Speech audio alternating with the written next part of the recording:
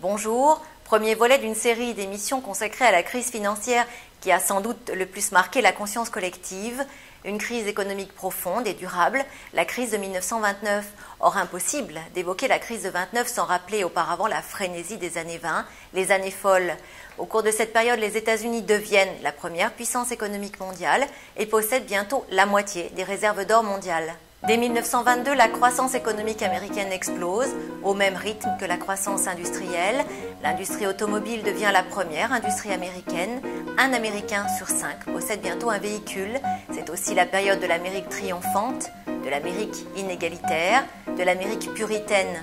La croissance économique semble soutenir une génération éprise de vitesse, une génération frénétique. La fête bat son plein, le jazz fait son apparition, le charleston, le black bottom agite les danseurs, l'industrie cinématographique prend de l'ampleur. Cependant, au-delà de cette image quasi idyllique se profilent déjà les bases d'une crise à venir, la surproduction industrielle, l'endettement qui se généralise, la crise agricole sont déjà présents. L'inégalité est aussi très présente. Alors que les profits des entreprises ont bondi de plus de 60% au cours de la décennie, les salaires n'ont augmenté que de 17%. 20 millions de familles vivent sous le seuil de pauvreté et 6 millions d'individus vivent même dans la misère. Une décennie sous le signe du contraste donc, et c'est dans ce contexte que le jeudi 24 octobre, connu comme le jeudi noir, a lieu le krach de la bourse de New York, première place financière mondiale. Mais cette crise n'apparaît pas, je vous le disais, subitement. Elle trouve sa source dans les nombreux et profonds déséquilibres économiques et sociaux qui touchent le pays. Alors certains historiens et économistes considèrent aussi que la crise de 29 est une conséquence de la Première Guerre mondiale et que le système monétaire international de change fixe a joué un rôle dans la propagation de la crise.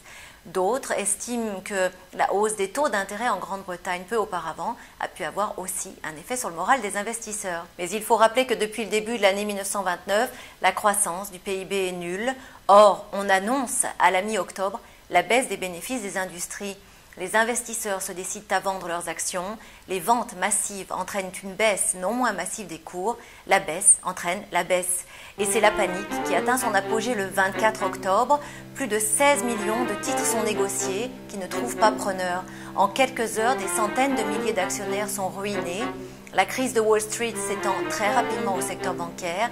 Les actionnaires ruinés ne peuvent plus rembourser leurs dettes et les épargnants retirent en masse leur argent. Les files d'attente se multiplient devant les banques, mais les banques n'ont bientôt plus les moyens de rembourser leurs clients qui font à leur tour faillite.